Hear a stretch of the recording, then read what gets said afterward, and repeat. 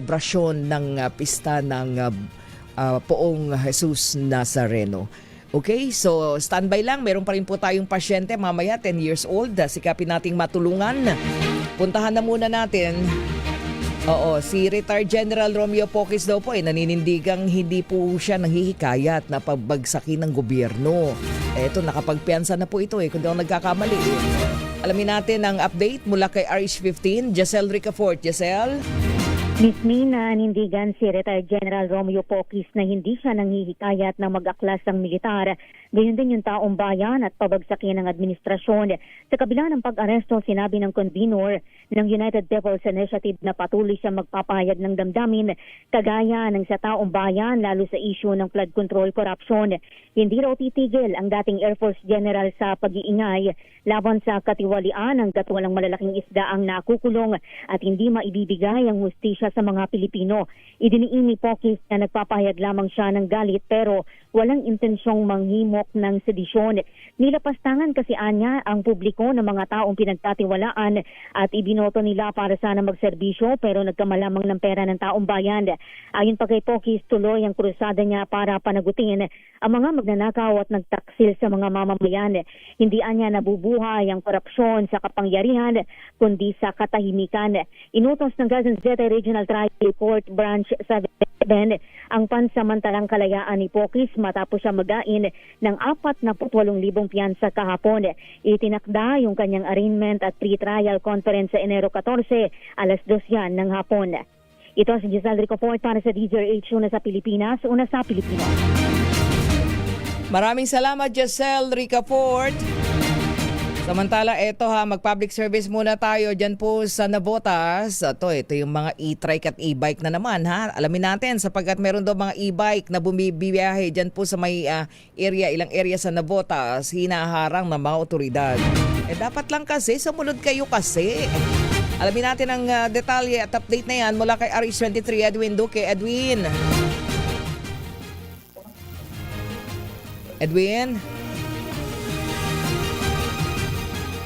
Edwin Duque, go ahead. Edwin. Oh. Good morning, Miss May. Anyari. May usapang e-bike, e-trike at mga illegal na terminal pa rin sa C4 at C3, Miss May. Kanina nga umaga, tuwan-tuwa na nga tayo dahil yung mga e-trike, e-bike na nag-terminal dyan sa kaban ng Tanyong, Samson Road at C4. Ang pumalit naman parang yung mga tricycle, pero illegal naman yung kanilang pagdeterminal. Di ba kahapon pa natin binabalita yan? Ano nangyari? Hindi ba inuhuli yung mga tricycle? Kanina, Miss May, umaksyon ang Malabon Traffic Bureau. Abay, mukhang nagbabatigas pa yung mga tricycle, kaya nagkaroon ng clearing. Pinaalis yung kaban ng C4. Kasi yung dapat yung mga otoridad hindi nagpapaano sa mga yan, di ba? Alam mo, tama yung sinabi mo kahapon. Kapag bawal, magkaroon ng full force para ipatupad. Correct. Kung ano talaga yung bawal. Oo, panindigan kasi may batas. Yung iba, parang pag lumampas na, okay na. Pagka, parang nagkakadalawang isip o sisipin. Uy, alam mo, tayo naman, kaya nga, tayo naman sa Operation Tulong naintindihan naman natin ang mga pangangailangan ng ating mga kababayan. Diba? Naintindihan natin yan Tayo nga'y natulong Pero syempre, ang pakiusap natin para sa pangkalahatang kaayusan, sumunod sa batas. Dapat ilagay doon sa tama. Tamang lugar lang. Ayan, nakikita ko yung mga picture mo Correct. Kasi kung halimbawa, ikaw, hindi ka sumusunod sa tama tapos pinaninindigan mo na gusto mo lang maghanap buhay, para kang wala kang kinikilalang gobyerno, wala kang kinikilalang batas. Tama, oo.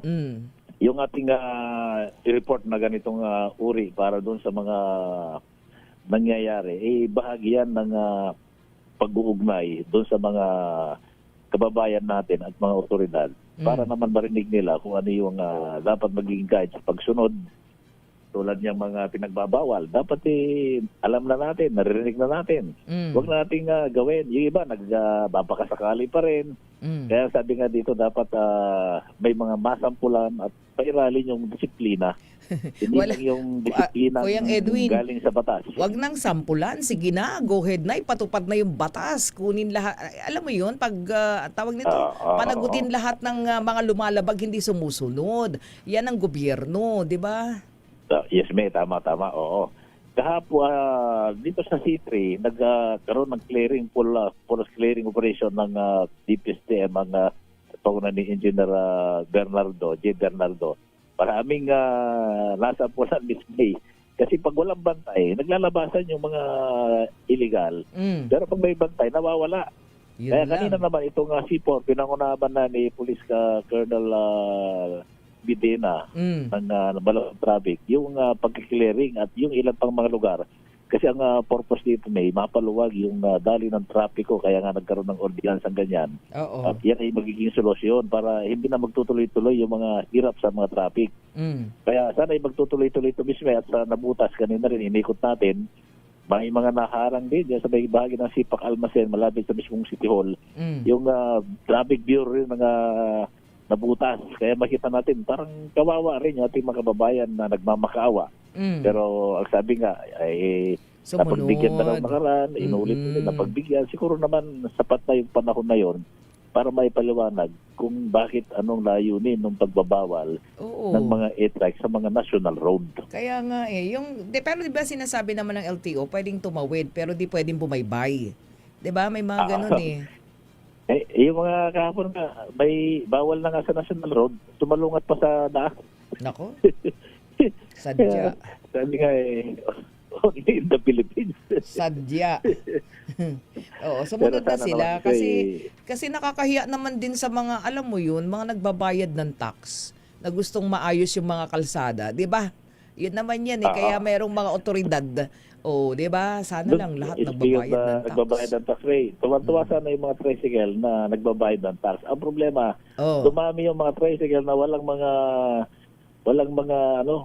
permit para Kasi nga, kung wala silang ruta, walang permit yung mga yan, 'di ba? sila yung dumami sa kalsada, Miss May. Yung Kaya malakabuting sa C3, C4. Pag ano nga kausapin nga natin si Asek Marcos Lacanilaw. Yan, pa-explain natin yung mga ganyan. Kasi yung mga yan, noong una natakot sila sa e-trikes. Hindi na sila yung siga. Ngayon, gusto nila ulit bumalik sa yung siga ng kalsada. Para mga manok na nabasa nung dumaming e-trike. Nung dinisigay ng e-trike, abay yung tricycle naman ang umataw sa mga national road. Siyempre, tinitingnan din natin dyan yung kapakanan. Kung hindi man sila yung mga pasahero o kaya kung ikaw yung nakabangga, dapat ipatupad na todo kung ano yung mga pinagbabawalan at kung hanggang saan yung kanilang hangganan doon sa pamamasada, Miss May. Tama. Sige, maano natin yan para, alam mo dapat, lagi yung ipatupad. Araw-araw, para nang sa ganun madisiplina sila, Kuyang Edwin. Kasi kung halimbawa, parang ano lang yan, parang moonlighting ba? Wala susunod dyan. Lagi yung pupuslit, di ba? Ayan, Miss May. Pero ngayon may ongoing yung clearing operation sa Malabon, sa Nabutas at Caloocan may nadaanan natin. Ongoing at tinitingnan nila. Depende rin kasi may mga text kay Mayor ganyan. Yun ay pinapriority. Kaya nga time na tumulong yung mga lokal na pamahalaan, Kuyang Edwin. Dapat pati sila higpitan yung implementasyon yan. Tumulong sila, 'di ba, sa national government ng pagpapatupad yan. Pag hindi umayos din naman yung lugar nila. Dapat susuportan ng mga lokal. Kasi kulang yung mga otoridad ng MMDA, LTO, kulang eh. Kaya nga, so kung halimbawa, kulang na nga sila, kung i-implement naman nila, panay-panay nila, araw-arawin nila, halimbawa, kalahating taon. Huwag na yan, tayo pa yung mag-uugnay sa kanila at magtuturo kung saan. May mga tao naman sila, alam nila kung saan talaga yan. Sabi nga dito sa Sangandan Sabi mo nga, 'di ba, kulang yung mga nag-i-implement. Bakit nagagawa nila 'yan, no, 'di ba? Nagkakaroon sila ng time para diyan. Hatiin yung tao sa implementasyon. Kung gusto nila, pwede naman yan. Paraan. Kailangan maging kamay na bakal ka diyan, hindi yung Oh. Dito ako sa malapit sa amin, kaya naman sumita, kilala ko. Dapat, wala nang gano'n para mag-improve tayo at gumanda na yung dali ng tao. Baka kasi daw, tamo may nagre-react dito, para daw kasi hindi pinapansin ng ibang lokal na pamahalaan kasi lapit na may eleksyon. Okay, tamo yung mga kababayan natin nag-iisip na naman ng lapit na eleksyon kaya ayaw suportahan yung yung implementasyon ng national government para diyan para din naman sa kaayusan ng mga nyo yan ng inyong mga lugar, 'di ba? Yung mga nasasakupan. Ay, naku. Unang pumapapil dyan yung mga barangay, konsyal, kagawan. Grabe talaga. Grabe. Yung lugar nila, pag may paglaban mo yung ganyan, siyempre, bidang-bida ka. Kaya, sigurado ka na. Kaya, tayo baluktot na baluktot yung batas. Kaya, napag-iiwanan tayo ng panahon at mga alam mo, punta ka sa ibang bansa, mga neighboring countries natin sa Asia, walang ganyang problema. Marunong sumunod ang mga tao. Kasi naman. Diba? Doon na lang sa mga experience natin sa Korea, sa Taiwan, pati na may mga doon, talagang tatawid ka na lang, hindi pwede kasi pupunta mo talaga yung mga tamang daan. At saka may oras makatawid ka. Oo, kung ikaw may magbababa, may oras. Pag di ka sumunod ka, mahal ng fine ng penalty mo. Diba? Katumbas ng mo. Hindi pa nga ang laki, diba? Ang laki nung nila, penalty. Sige na, magpaalam ka muna. Sana mapunta itong usapan natin. Tuloy-tuloy pa rin tayo sa pagmumonitor. Araw-arawin mo yan, Kuyang Edwin, sa Manaba. Araw-arawin mo. Clearing. Para makalampag. I-re-rector na natin yan sa mga mayor para mas mabilis. Pagka nag-report ka, halimbawa nag-report ka ng Malabon, tawagan natin si Mayor Jenny Sandoval. Report ka ng ng Navotas, tawagan natin si Mayor Chanco. Di ba? Pagka nag-report ka ng Valenzuela, tawagan natin si Mayor Gatchalian. Ganoon. Para mabilis. Para sa ganun may commitment yung mayor. Bakit hindi nila ginagawa yung pag-suporta? Para din naman yan sa nila kaayusan, di ba? Okay. Miss Ray, at tuloy-tuloy tayo sa pagmumonitor nitong mga isinasagawang clearing. Tugnay pa rin doon sa mga pinagbabawal na e-bike, at mga tricycle na nakaka-perwisyo sa mga lansangan dito sa bahagi ng Manaba. Back to you, Miss May. Maraming salamat, Edwin Duque. Tayo gusto lang natin ma-implement ang batas at maiayos sa mga lugar.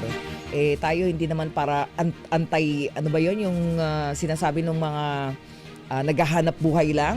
Kung nasa lugar kayo, edi maghanap buhay kayo sa lugar. Diba? Diba, Kuyang Boy G? RH29, Boy Gonzales? Ito, MMDA, may clearing operation sa ruta ng mga traslasyon. Ano naman ang kiniklear, Kuyang Boy G? Kuyang Boy G? Walay na. Ate May. Ano naman ang kiniklear? Anong mga inaalis sa ruta? Marami. A joint operation to ng MMDA, LGU ng Maynila at ang kasama yung mga tauhan ng DOTR, LTO. Ito yung bilang paghanda sa Trastasyon 2026. Nagsagawa nga ng joint clearing operation mga otoridad sa rutang daraanan ng andas ng Jesus Nazareno. Kabilang sa mga lumahok sa operasyon, ang MMDA, Interagency Council, yung LTO, Philippine Coast Guard, mga LGU ng Maynila, Manila Traffic and Parking Bureau, Department of Public Services, at Department of Engineering and Public Works. Mula Quirino Grandstand, binagtas ng clearing team ang kahaba ng Ayala Boulevard. Malinis to sa lugar, pero pagdating sa Carlos Palanca Street sa San Miguel, Manila ay naging napakarami mga obstruction, mga nakahambalang na masakyan, kaya yung iba ay hinatak, isinakay sa towing, sa tow truck at dinala na sa impounding area. Merong mga hinatak din na mga e-trike, tricycle at mga motor dito sa nabanggit na lugar. Tinanggal din yung mga nakahambalang sa yung tindahan ng tapat ng kanilang bahay. May mga tolda yan, Ate May. Mga nakakasagabal yan sa daraanan ng andas ng Jesus Nazareno. Kaya naklear na yung lugar na yan dyan sa Arligue Street. At pagdating sa may Concepcion Aguila, meron ding ilang sakyan dyan ang nahatak. at binagtas yung Carcel Street. Yung Carcel Street, Ate May, yan yung pinakamaliit na kalsada na daraanan ng transaksyon. At binagtas yung Hidalgo Street patungo dyan sa San Sebastian. Yan yung Dungaw naman. Yung Dungaw, Ate May, dyan yung napakarami, siksika ng tao dyan na kapag isinagawa na yung Dungaw. Noong nakaraang taon, mukhang bandang gabi na ata na umabot dyan sa yung andas ng Jesus Nazareno.